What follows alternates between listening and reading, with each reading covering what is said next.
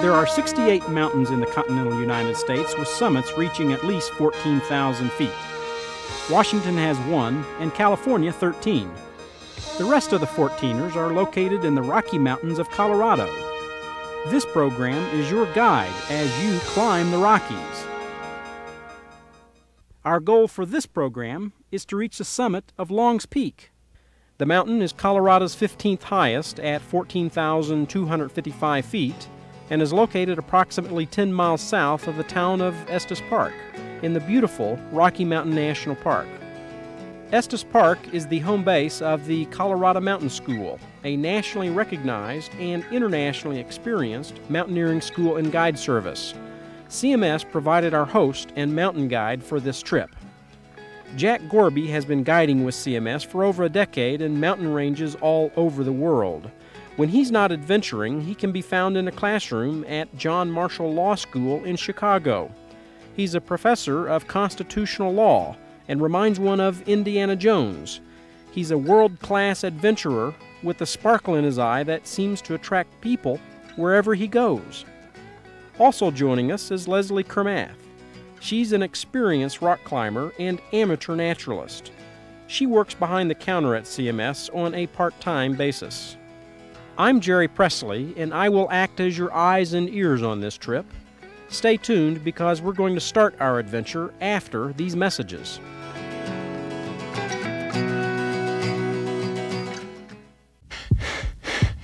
The thin air makes your heart pound as your lungs gasp for more oxygen. Each step gets progressively more difficult as you climb closer to the summit. Too exhausted to really answer the question that keeps bouncing in your head. Why are you doing this? Your answer comes not in words but feelings as you top out on one of Colorado's 14,000-foot mountains. The guide that led you to the summit is a video. Climb the Rockies includes complete trips to 10 of Colorado's highest mountains. This 52-minute VHS stereo cassette takes you up some of the Rockies' most spectacular summits via easy, moderate, and difficult trails. Each trip begins with general mountain information, a trailhead map, and aerial views of the route. The most valuable segments include actual scenes of the climb. Know your mountain before you set out. Order Climb the Rockies for only $19.95 plus $3 shipping and handling. Visa and MasterCard accepted. Television that makes you want to take a hike. The trip to Longs Peak begins at the ranger station. From a start at 9,400 feet, the trail follows a heavily used path as it makes several switchbacks through a beautiful forest.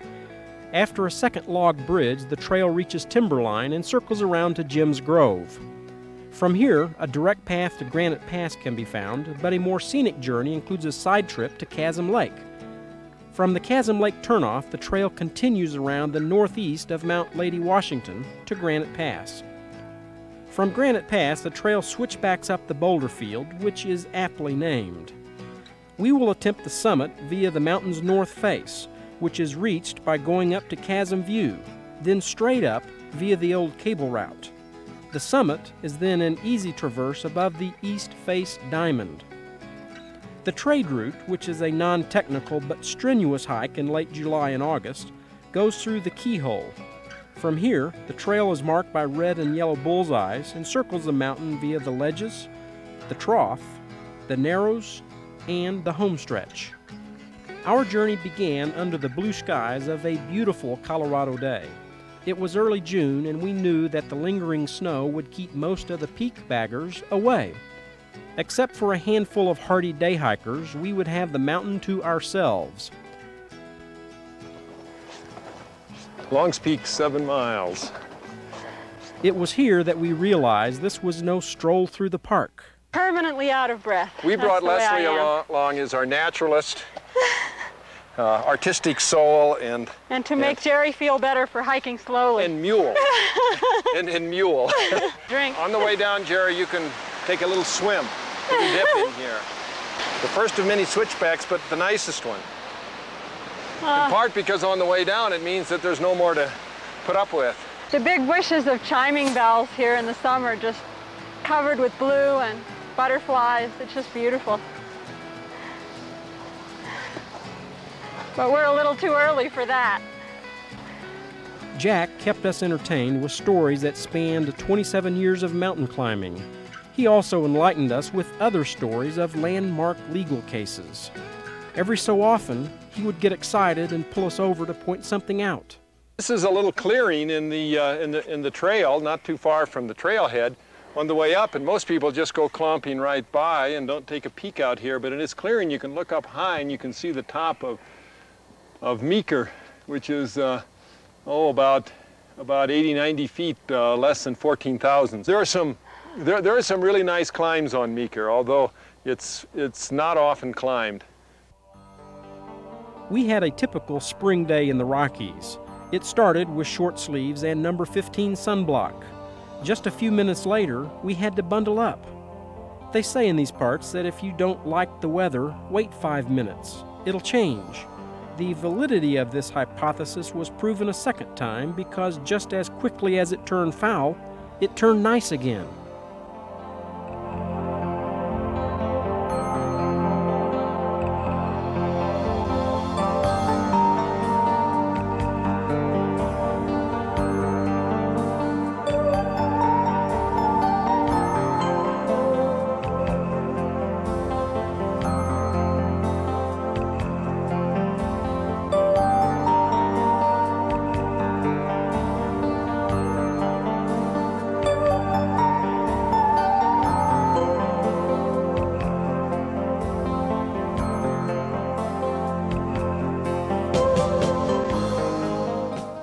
The weather on Longspeak can be severe.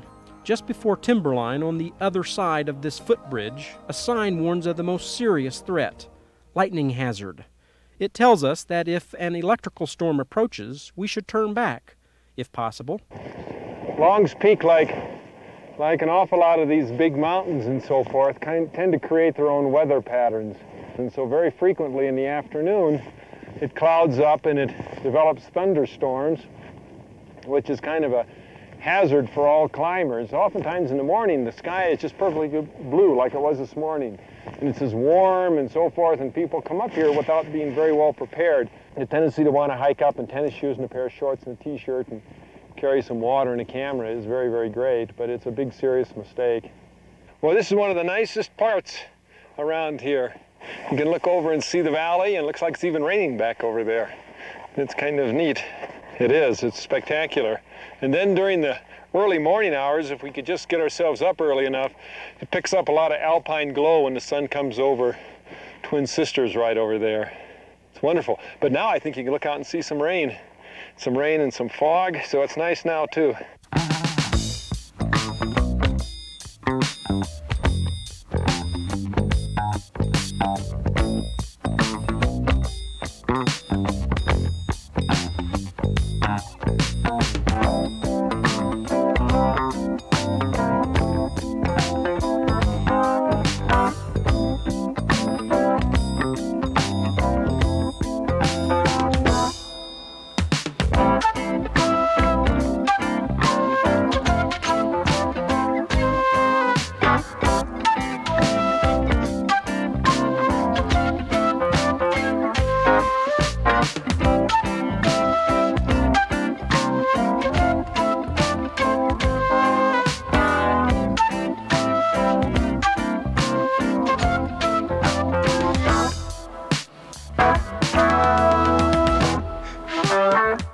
The trail junction at Jim's Grove is a popular spot to stop and water up. It provides a beautiful view of Long's Peak, guarded on the right by Mount Lady Washington.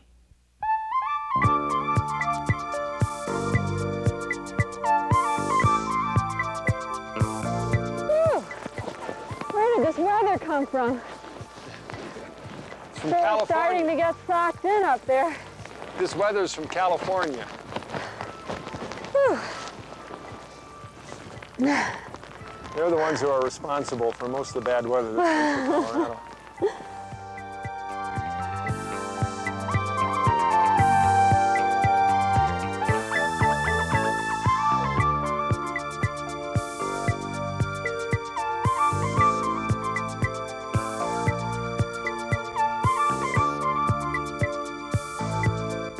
One time when I was here several years ago, right around there, it was just snowing and raining and blizzarding and so forth. It was just miserable.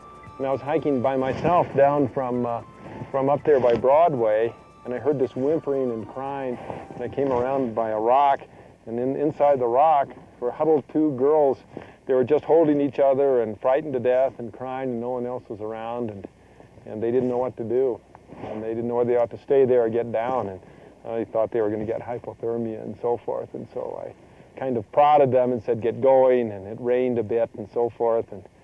But as we got down by timberline, their mood improved a bit, and the sun came out, and they realized they were going to live. And it turned out that they were from Baton Rouge, and they came up here, and they were amateur painters. So when we got down to the bottom, one of them said to me, you know, Jack, we're Christians. And that kind of struck me as an interesting comment. And they said, well, we were praying that someone would come to save us and out of the storm and so forth. And here you came, and you saved us, and they were most thankful. And I reported that to my father, and he said,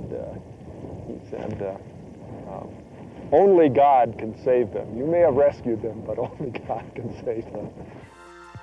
As we came closer to the Chasm Lake Trail junction, the snowfields became larger and more numerous. Here, Jack teaches us the proper method of kick-stepping. Go up on the snow like this, Leslie. Rather than being so uncertain about it, just kind of kick the steps. Okay. You don't need to do it twice, just one time. Okay. So just, here, watch. Like this? See? Watch. Whoa! There we go. I think you found a post hole. Jack must be a wonderful classroom teacher. He'll do most anything to make a point. Longs Peak is within the jurisdiction of the National Park Service, and if you commit a crime, here's the cop that will catch you. Because of heavy use, the Park Service requires all overnight backpackers to obtain a permit from one of the backcountry offices. The permit system protects the mountain from overuse and also assures backpackers and mountain climbers that a campsite will be available. At the Chasm Lake Junction, we decided to take a short side trip to the base of the east face of Longs.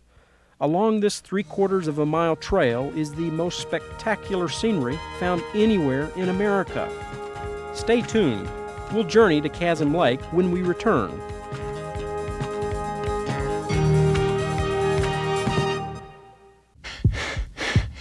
The thin air makes your heart pound as your lungs gasp for more oxygen.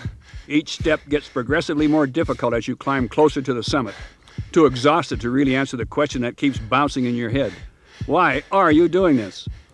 Your answer comes not in words but feelings as you top out on one of Colorado's 14,000-foot mountains. The guide that led you to the summit is a video. Climb the Rockies includes complete trips to 10 of Colorado's highest mountains. This 52-minute VHS stereo cassette takes you up some of the Rockies' most spectacular summits via easy, moderate, and difficult trails. Each trip begins with general mountain information, a trailhead map, and aerial views of the route. The most valuable segments include actual scenes of the climb. Know your mountain before you set out. Order Climb the Rockies for only $19.95 plus $3 shipping and handling. Visa and MasterCard accepted. Television that makes you want to take a hike.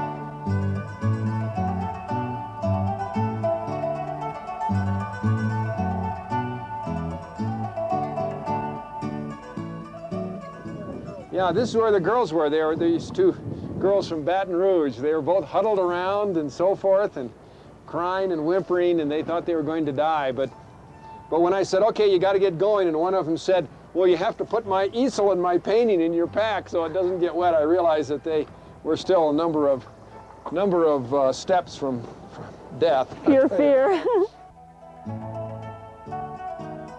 I think that flying buttress looks like a wonderful, wonderful climb. And the ship's prow.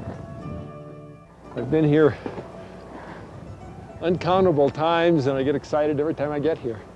It's just wonderful. And particularly all of that stuff up there in the cirque underneath the diamond. It's just wonderful.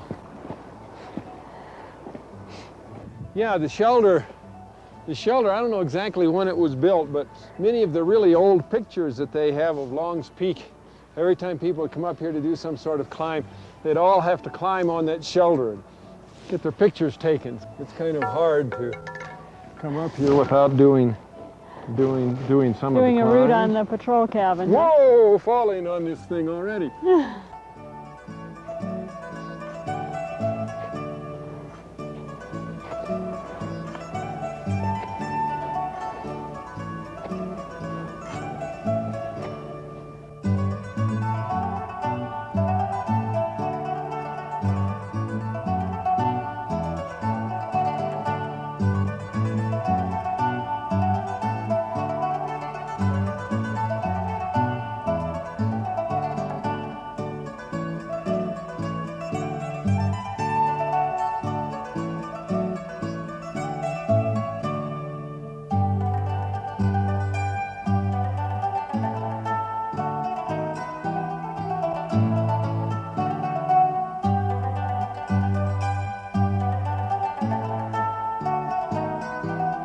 The marmots in this area are very friendly.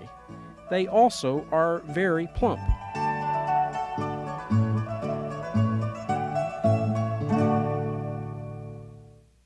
After our side trip to Chasm Lake, we saddled back up and continued our journey to Granite Pass.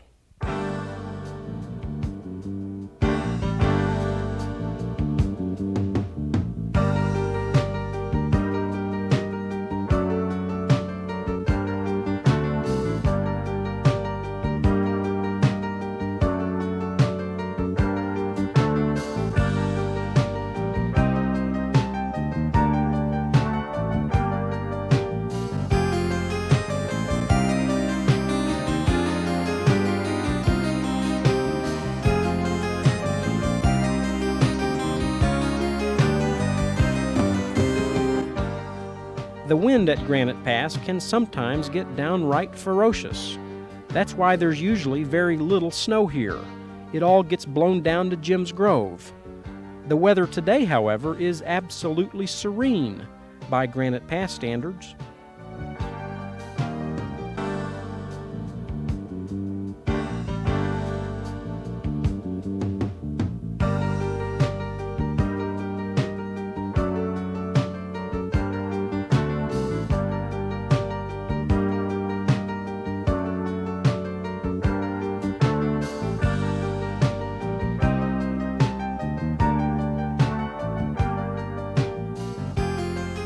As we got closer to our campsite, the trail leveled out. It wouldn't be long before our shelter would be up and we could refuel our bodies with a hot meal. The boulder field contains a dozen or so of these large circular campsites. The rocks not only provide a good anchor for tents, they also make excellent windbreaks.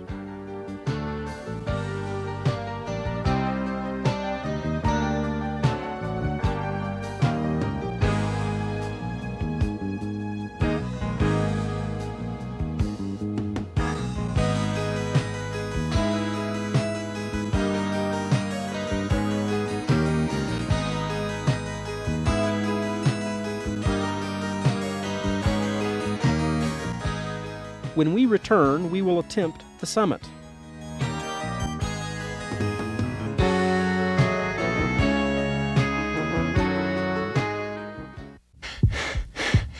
The thin air makes your heart pound as your lungs gasp for more oxygen. Each step gets progressively more difficult as you climb closer to the summit, too exhausted to really answer the question that keeps bouncing in your head. Why are you doing this? Your answer comes not in words but feelings as you top out on one of Colorado's 14,000-foot mountains. The guide that led you to the summit is a video. Climb the Rockies includes complete trips to 10 of Colorado's highest mountains. This 52-minute VHS stereo cassette takes you up some of the Rockies' most spectacular summits via easy, moderate, and difficult trails. Each trip begins with general mountain information, a trailhead map, and aerial views of the route. The most valuable segments include actual scenes of the climb. Know your mountain before you set out. Order Climb the Rockies for only $19.95 plus $3 shipping and handling. Visa and MasterCard accepted. Television that makes you want to take a hike.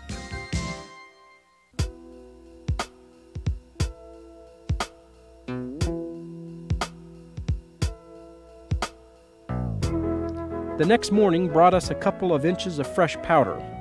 We also found the tracks of several camp mice that tried to raid us in the middle of the night. We won that battle. That white carpet you see on the horizon is not snow. They're storm clouds. The valley in Estes Park is socked in, but so far we're lucky. We are above the bad weather. Our effort to make the summit will depend on those clouds staying low and out of our way.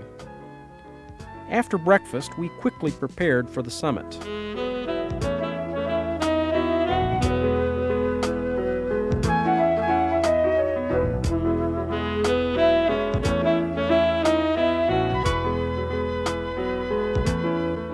Well, as you're looking at it up there, you can see absolutely nothing.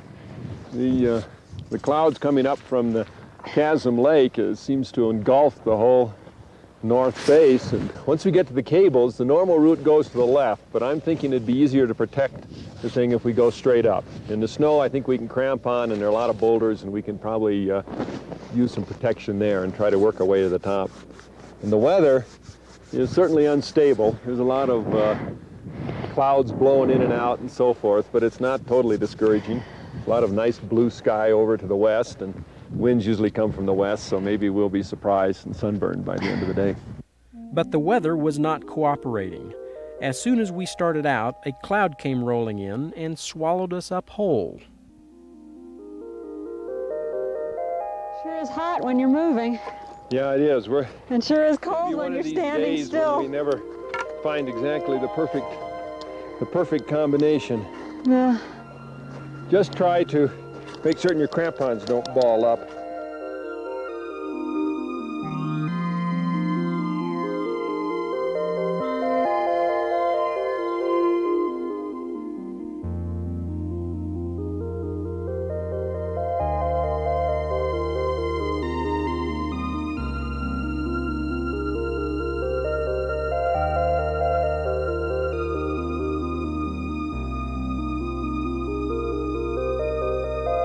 I think the right apparel for this sort of an expedition is a swimsuit and a snowsuit. Yep, and everything in between.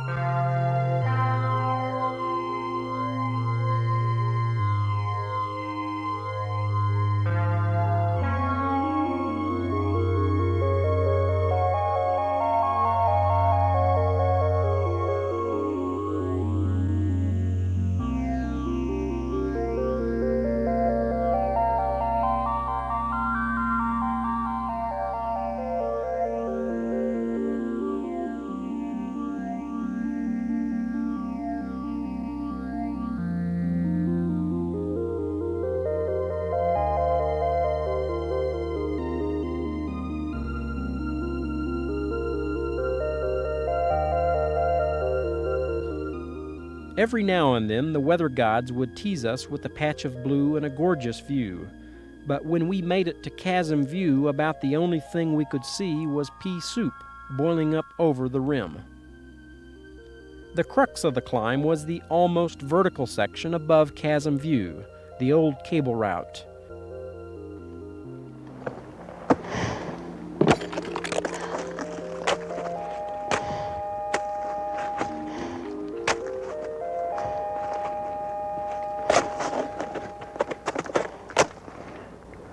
But soon after we made it past this point, the weather broke for good. Visibility was shot, and we could hear the thunder getting closer and closer. We decided to follow the advice of that weather-beaten trail sign we saw on the way up. So we abandoned the attempt at the summit and rappelled down to a safer altitude. The summit of Longs would not be climbed that day, and that, as every mountaineer knows, is part of the mountaineering experience. The risk of failure is what makes the reward of success so enjoyable. People climb mountains only if it presents a challenge.